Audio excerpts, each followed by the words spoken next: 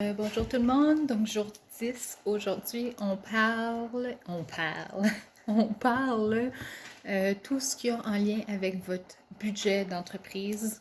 Si vous n'en avez pas déjà un et que vous avez l'intention, vu que vous êtes dans ce groupe-ci, de devenir directeur et plus haut, ça vous prend un budget d'entreprise très très important parce que quand on commence avec Sensi, on a tendance à prendre notre argent comme pour se faire plaisir, puis c'est ce que je vous recommande de faire quand que vous commencez.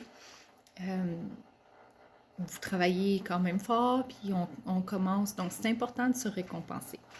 Mais quand vous vous trouvez en position de chef de file, donc entre conseiller principal puis conseiller étoile, je recommande que là, vous commenciez à écrire le genre de choses sur lesquelles vous dépensez de l'argent pour vos entreprises. Est-ce que vous faites partie de la senteur, la souscription 100 heures du mois, réchaud et 100 heures du mois? Combien ça vous coûte par mois pour faire ça? Combien vous dépensez si vous avez l'application Maven, l'application ThinkShare, Trello, toutes les applications que vous utilisez à chaque mois pour votre entreprise. C'est important de compter ça dans votre budget. Votre site web personnel aussi, très important de l'avoir si vous êtes un chef de file. C'est la seule façon que les gens puissent rejoindre votre équipe. J'essaie de penser à d'autres choses, là. Si vous payez aussi pour pouvoir avoir des clients aux États-Unis, au Mexique, ou si vous voulez recruter dans les deux autres régions, donc l'Europe et la région 3, Australie et Nouvelle-Zélande, il y a aussi un minimum à payer à chaque mois. Donc, écrivez tout ça. Dans le fond, qu'est-ce que vous dépensez, puis quel montant vous dépensez chaque mois pour votre entreprise. Je vous recommande de vous faire un Excel et de tout écrire ça. Et de cette façon-là, vous allez pouvoir ajouter, calculer combien ça fait et vous allez regarder votre paie Sensi.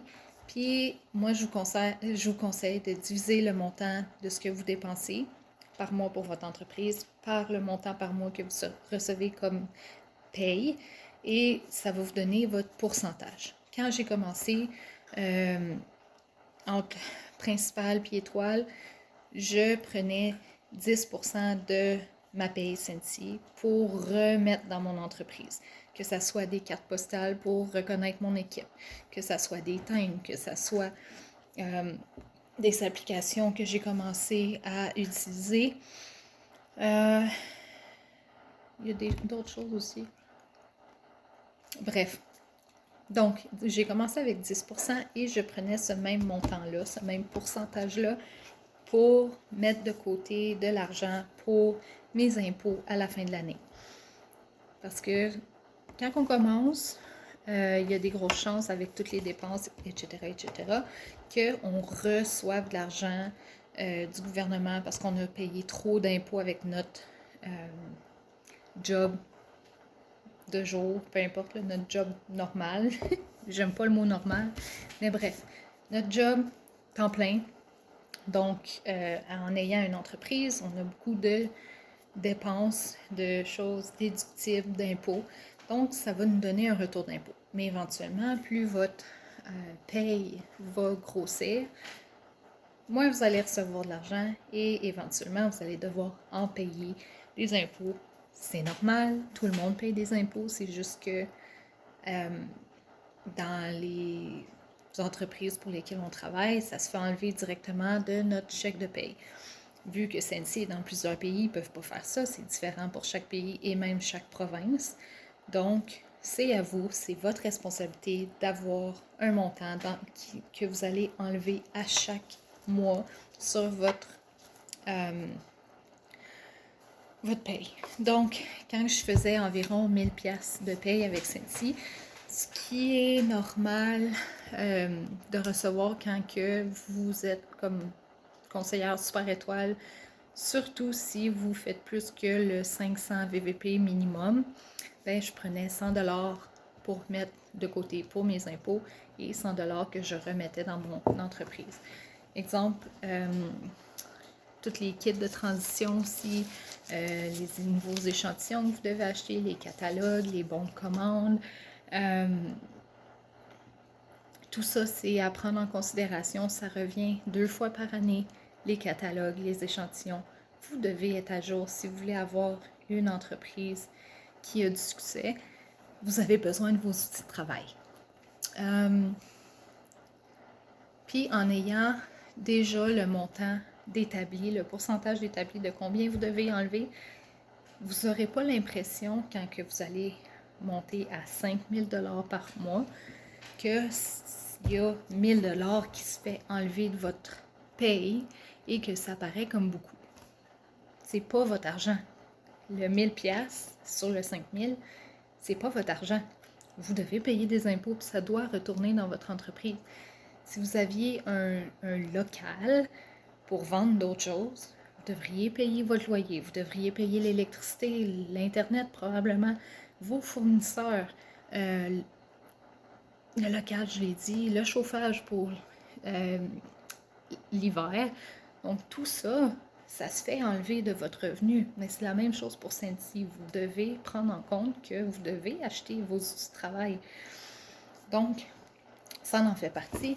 Si vous commencez quand votre paye est plus petite, ça va faire moins mal au cœur quand votre paye va devenir plus grosse.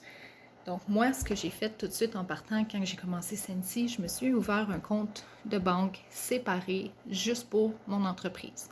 Donc à chaque fois que je devais déposer de l'argent que mes clients m'avaient payé pour leur commande ou des chèques, ou les transferts Interact maintenant, ça va directement dans ce compte-là. Pour pas que je dépense l'argent qui n'est pas censé être à moi, que je dois remettre sur ma carte de crédit. C'est ça. Donc, tranquillement, avec l'augmentation du montant que vous recevez par mois en tant que paye, bien, vous allez augmenter le pourcentage. Maintenant, je dépense, pas je dépense, mais je mets de côté 30%, 40% de ma paye de côté. Donc, 30% va dans, retourne dans mon entreprise, 30% va être de côté pour les impôts à la fin de l'année. C'est juste normal. Donc, j'ai un compte exprès pour les impôts et j'ai un compte, le compte de banque d'entreprise, juste pour mes dépenses d'entreprise. Donc, ce que je veux que vous fassiez aujourd'hui, je veux que vous ouvriez un compte chèque pour votre entreprise. Je veux que vous calculiez c'est quoi votre pourcentage, combien vous devez mettre de côté pour votre entreprise et que je veux que vous me disiez dans les commentaires qu'est-ce que vous allez ajouter dans votre entreprise. Faites votre budget. Donc, c'est pas mal ça. Donc, c'est vos devoirs pour aujourd'hui et on se reparle demain. Bye!